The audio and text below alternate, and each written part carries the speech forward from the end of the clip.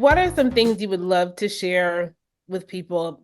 Because there's obviously things that you guys do that's unique to you, sorry, that sets you apart. But what are some things you'd like to share with people around your philosophy to winemaking? I'm super curious. Huh. Well, You go. Not giving away all the trade secrets, but just yeah, what fuels you? Like what's your passion and what is in that what of you is in that bottle? yeah. So a lot of that is really focusing on organic, regenerative, biodynamic grape varieties, for one. And Yeah, and just like trying to showcase really the variety for what it is and the region and the vineyard where it comes from. That's why we do mostly vineyard designated wines and different varieties from the same region in different vineyards, and just more like a learning experience. And then the same way that we look for those vineyards that are organic, regenerative, biodynamic at the winery, kind of like have the same treatment and the right, same love to the grapes. So minimal intervention at the winery, everything gets uh, hand done, handcraft, and handcrafted for a sure. food stand. Yeah. You are truly in the bottle, yes. Yeah. So Yes. Yeah, we take great pride in everything that we do from grape to bottle, and really just giving it a lot of TLC along the way. mhm. And so yeah. Yeah. But, I remember when I first met you, you guys were talking about ceasing to purchase grapes from one particular location and then going someplace else. And it was even further. And I was like, well, that seems like a lot of work. Why are they putting that on themselves? And I was like, this makes no sense. But then when you talk to me, and I'm mentioning this because it's important that people understand that when you say you want to work with organic and regenerative partners in the vineyard, that you actually mean it. And the reason why you're stopping purchasing grapes from one particular supplier is because they have not made the move yet to Mhm. organic. They have a lot of Yeah, work. when we started at the beginning, it's difficult to find the vineyards that you want to purchase grape and to get in because there's obviously people that's been purchasing before and that they have preference. Right. So it takes some time. We gave us some years, a couple of years to okay, let's try to purchase grapes from this farmer that it's farming sustainable, it's farming pretty good, but see if he moves to organic. If they do great, we continue working with them. If we work with them for a couple of years and we don't see that they want to do any Make move, change, right? then we move basically and say, okay, your fruit may be good, but it's not on the standards that we want. So then we go and look for another vineyard.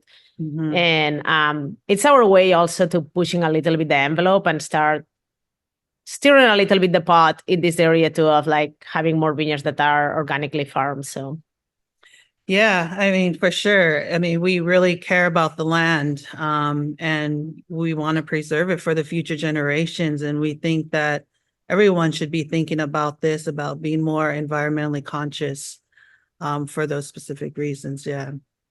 And that says a lot about you guys because a lot of people will talk the talk but won't walk that talk. And I think that's an important point to bring up. You guys are just like making this so easy for me. I'm gonna a great segue to my next question, which is to you, Tara. Um, with Kita Wines, right? Your project. Um, the consumer side, like myself, like I saw that brand and I was like, yeah, man, this brand is all about like paying homage to previous generations, all about the land, it's all about the people, it's all about ancestry, it's all about being respectful to Hmm. every living inhabitant. And I was like, Right. that's solid. Hmm. What of that, and I think you may have sort of answered this in a previous question, but what of that do you think you bring to this particular project, Camins to Dreams?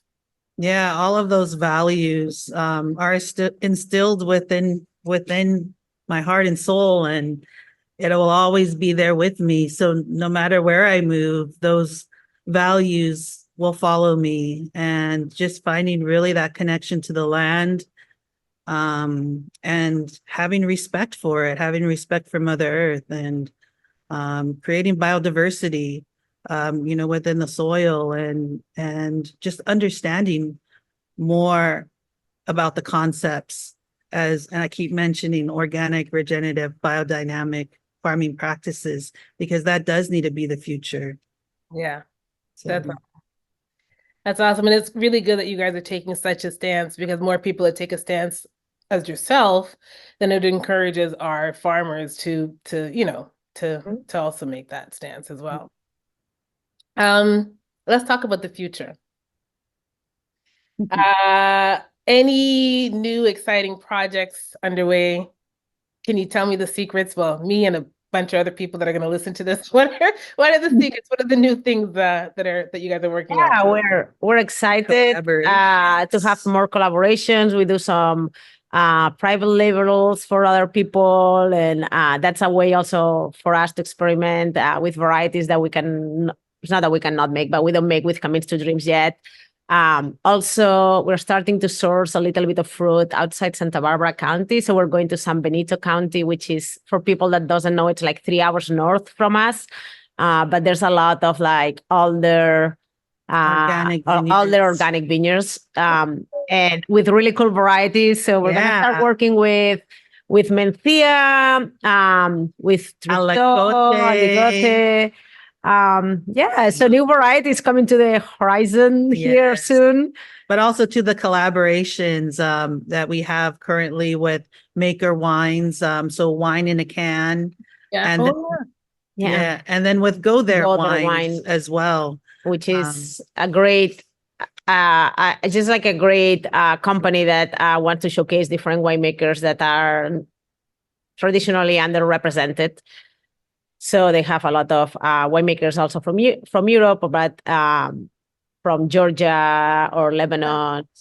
They have a winemaker also from South Africa, and then a few winemakers from United States now, like us and Terra Wine Company. And so it's a great way to collaborate with our companies that are also trying to bring diversity to the wine world. So that's awesome. I love that. I want both of you to answer this question. Which of your wines, your babies, gives you the most trouble, but it is the one that you love the most? And people always say, no, I love all my children the same, but come on, you must have one you love more. So go ahead. Mireia, you go first. I mean, the one that I love more is the Syrah, but it's actually the one that gives me less trouble, because the one that's easier for us to make in the winery. Farming, it's another story, because it's difficult to farm Syrah in a cold climate. But the one that gives us more trouble, it's probably Albarino.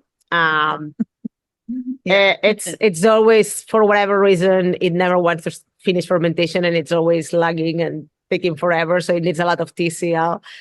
No, and I was gonna say, and I think the other variety, I mean, they're all my favorites, they're all my babies, but the other variety that is kind of giving us trouble is also to the Gruner Veltliner with fermentation. I mean, we're still going through fermentation. They take a while, the whites. I don't know why.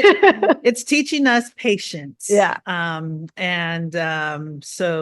I mean, they're moving. It's just moving a little at a slower pace than what we actually wanted it to. And this cooler weather doesn't help. And that's funny, because those are two wines that a lot of people love from you, like your expression of Albarino and Gruner Veltliner. And so now I know that they're problem children. I love them. Problem children, Yes. This is awesome. Just as an aside, obviously, when I was there, I purchased the rosé from you guys, and I brought it home, as you saw. And I drank it because I was like, this is so good. I'm going to eat this. Have like, a lovely, I think I made like a blackened tiger shrimp, and then I had the rosé with it. And ever since then, it was wonderful, by the way. Like, for me, I find a lot of people think of rosé as an afterthought. Right? It's like, oh, we've got some excess, or we need to get more richness out of our red wine, so Sanier method and whatever. Here you go, here's some rosé. And what happens is that mid-palate, it loses weight, it's flat, it's not a long finish. It's just like, oh, I could drink water, and then instead of this. Right. Your rosé, however, it was just giving, and it transformed, and it had a long finish, and it had depth. It was so engaging in the mouth. And so I was like, this is awesome. I'm gonna go and try to find some other rosés to kind of keep this feeling alive. And I cannot. I'm very disappointed. Oh. I'm gonna have to send Yeah. some rosé to Ontario then.